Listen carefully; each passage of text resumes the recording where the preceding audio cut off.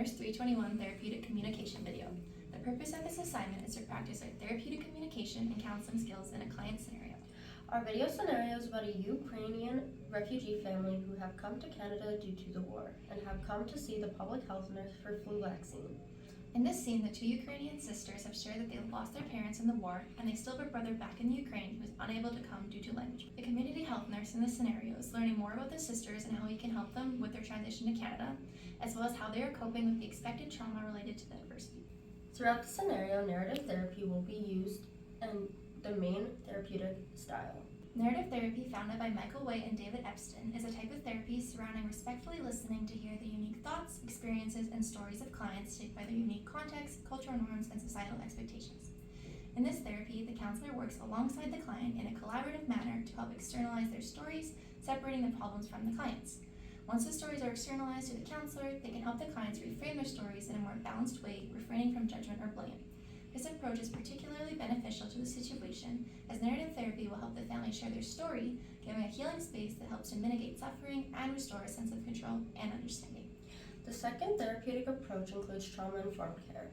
Trauma is widespread and can impact a person in many ways, which may have resulted in feelings of anxiety, stress, fear, or hopelessness. Trauma-informed care by healthcare professionals is necessary for change in interpersonal relationships and creation of treatment plans to ensure client boundaries are established when talking about traumatizing events, as well as maintaining psychological safety in therapeutic communication and helping clients identify personal strengths. The main goal is to let the clients know that they are being heard without re-traumatizing them and during the interaction. This is potential to create an environment conducive to their healing. These clients are refugees coming from a war-torn country that is still actively at war. We recognize any individual seeking healthcare may have a history of trauma. The goal of this entire interaction with the nurse is to ensure the clients have an opportunity to share their thoughts, feelings, and their experiences in a safe place and to remove the barriers of accessibility to local resources and to ensure they have a safe, healthy, and a productive transition into the community. This is an appropriate approach because it gives the nurse an insight into the needs that the clients may or may not have and their willingness to access consistent and reliable resources. Through this approach, the nurse will avoid re-traumatization by focusing on the here and now strengths and positives. Effective communication and counseling are key components of the nursing practice.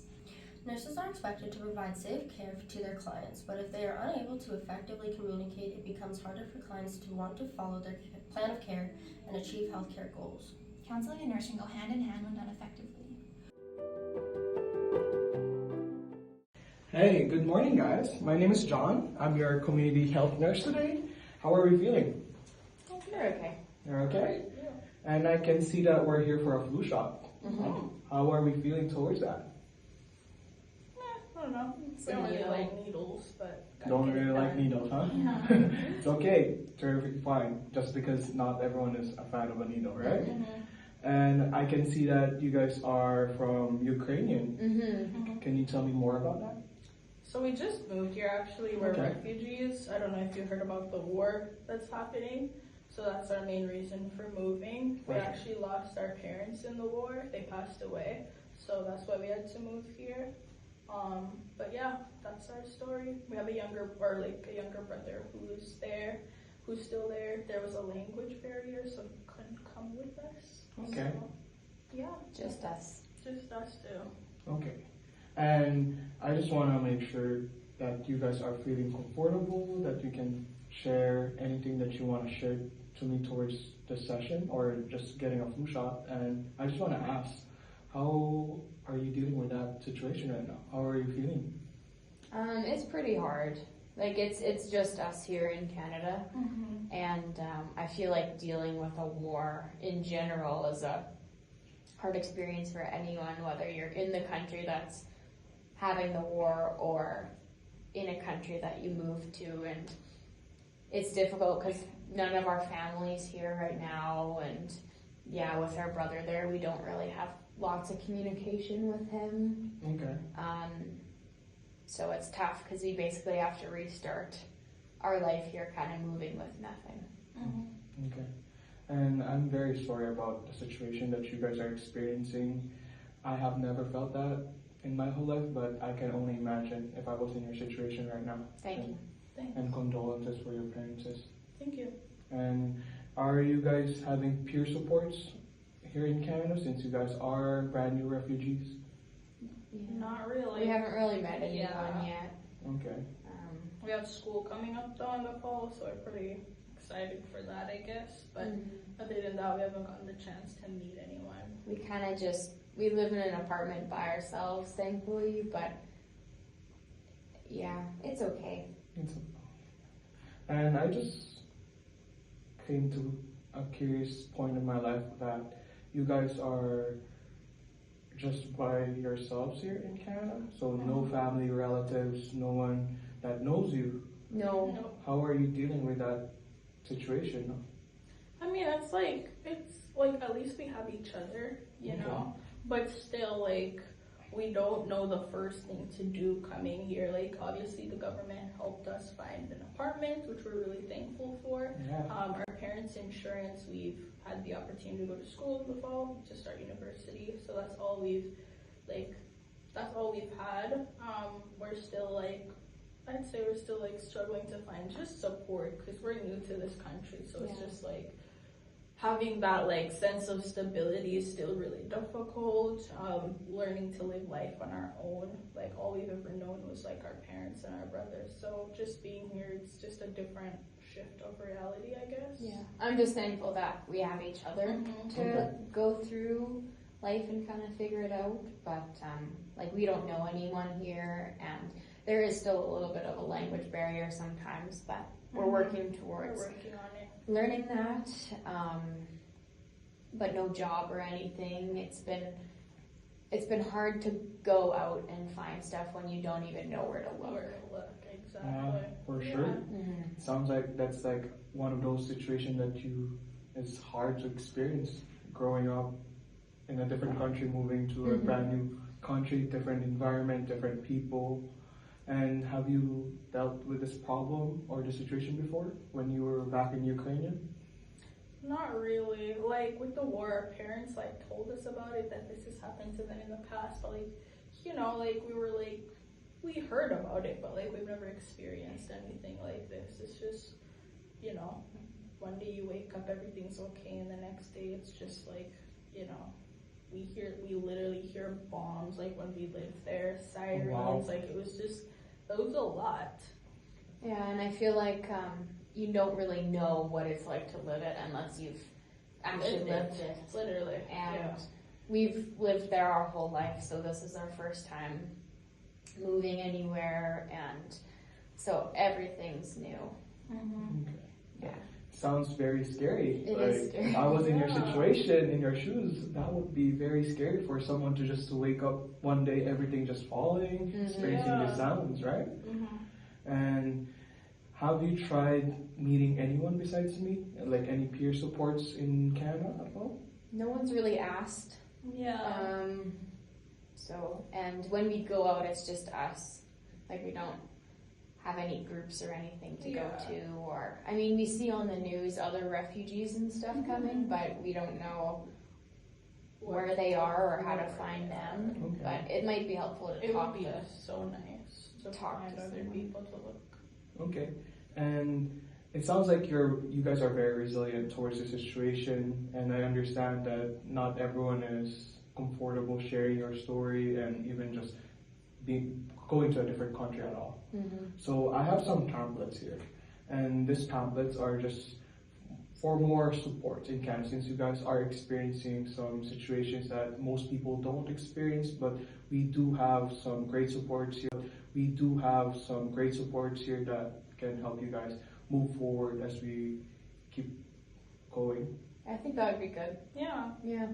Okay, so the first pamphlet that I have is just the University of Saskatchewan, just because I recall you guys are starting school this coming fall. And the University of Saskatchewan, they have so many resources, they have good counselors, good even teachers that can even allow you guys to accommodate the situation you guys are having. Probably not all the time you guys want to go to school, and you might just want to stay in your bed and stay in your house. So the University of Saskatchewan has those accommodations. Yeah, we're looking forward to go to school to kind of get back to some sort of normal life sense. For Yeah. sure. So I'm just gonna give you guys this pamphlet, and you guys can just look at it as we keep on going. And I have another one. And Oh. so they're basically the Ukrainian Canadian Congress of Saskatchewan. They're just basically a organization for Ukrainians. They accommodate fellow Ukrainians to move forward. Just because when people are experiencing this time of tragic events, they are there to help you guys in comes for moral support, financial situations, or even just being a second parent at all. They'll help you guys to check it out or just even talk to them. Perfect. So, they're Thank over. you. Thanks. Yeah. And how are we feeling towards this? Are you guys open to meeting new people or just even talking to a different counselor or even Yeah. Yeah, I think this sounds good. This I would saw be an ad wonderful. for Open Door Society. Do you know anything about that? Yes, I do, but I can give you a pamphlet later on. Basically, Okay. Saskatoon Open Door Society, they are people who can help you to move forward in Canada at all. Like similar to these? Yes, similar. And I recall that you guys have a brother back in Ukraine that has a language barrier. Saskatoon Open Door Society are good with those kind of situations, finding a social worker just to come in and support your case, even bring your brother to Canada. Oh, So that'd be they- amazing. Yeah. Because I understand being a full family, being there at all times can help the morale of the situation, or just even being here, just different situations back in Ukraine. Yeah, that sounds good. Yeah. That'd be really helpful. Are you feeling okay me going and get some pamphlets for Saskatoon Open Door? Yeah. that sounds good. Sounds great. And how are you feeling towards this? Are we feeling more comfortable compared Yeah. before we start? I feel better. It feels good talking to someone about Yeah, this as and well. these resources will help a lot because like we never had these like even coming here, so this is really good. Thank you. Thank Okay. you. And I appreciate you guys for coming today, just because not a lot of people come to the clinic and they can share their whole story from where Yeah. they came from. Thanks for listening. Yeah. Thank you. Thank you for coming. I'll just get your flu shot in a couple seconds here, and I'll get you your pamphlet for Saskatoon Open Door Society. Thanks. Perfect, thank you so much. Thanks.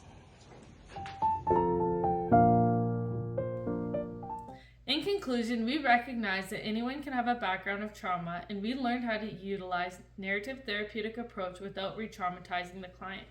The following communication skills were purposely used in this video. After the nurse introduces himself, he explains to the sisters that they are in a safe place, creating a safe environment during the initiation phase. This includes appropriate open body language, so the sisters share their story without prompting. The use of nonverbal cues such as eye contact and nodding encourages the clients that they are being heard. There are language barriers. It's important for the nurse to actively listen and utilize these nonverbal cues. Asking open-ended questions provide the nurse with a greater understanding of the sister's situation and current holistic needs.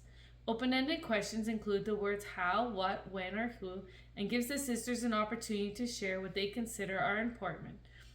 The nurse recognizes that the sisters miss their brother who is still in danger in the Ukraine. He focuses on providing resources to help bring the family back together.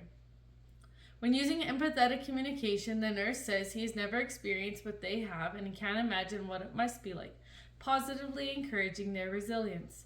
The nurse asks self-reflective questions, including if they have ever dealt with a situation or transition like this before, in an effort to understand what worked in the past. The sisters have never experienced anything like this. The nurse recognizes that they have needs beyond the intent of the appointment, and he is prepared with referrals to resources. The nurse asks if the appointment was helpful to ensure the sisters feel better and more supported than when they arrived. This follow-up in the termination phase is important because it is their first interaction with Canadian healthcare and informs all future interactions. As students, we believe we can improve our communication skills by having purposeful conversations and asking questions that will not re-traumatize, following the trauma-informed care approach. As nursing students, this is something we can continue to practice and implement in our labs and clinical settings. Effective communication and counseling will positively impact our future nursing practice by providing empathetic, holistic care to our clients and the client support systems. Thank you for watching our video. This is our Nurse 321 Group Therapeutic Project.